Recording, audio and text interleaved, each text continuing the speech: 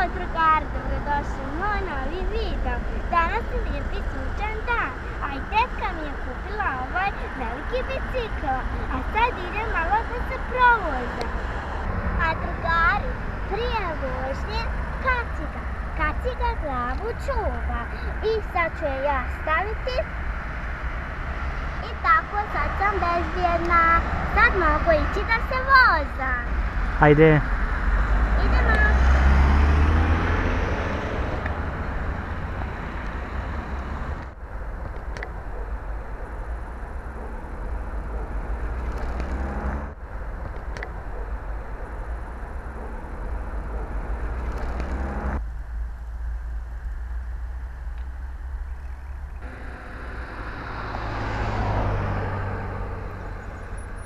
Drugari, ja sam se baš omarila, pa sam odlučila malo da se odmorim. Evo ovako, skinut ću kacigu i ovdje ću zakačiti. A sada želim da vam pokažem malo bolje moj bicikl.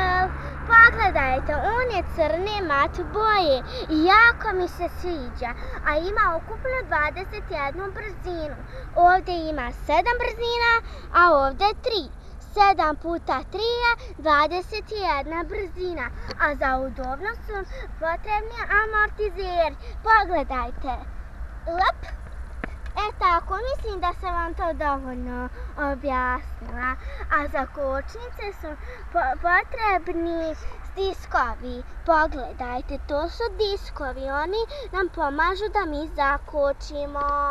Kompletna šasija je aluminijumska, pogledajte, tu i piše.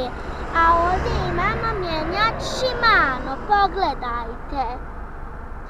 A ovdje imamo trokrake felge koje su isto aluminijumske. A sad idem da se vozam.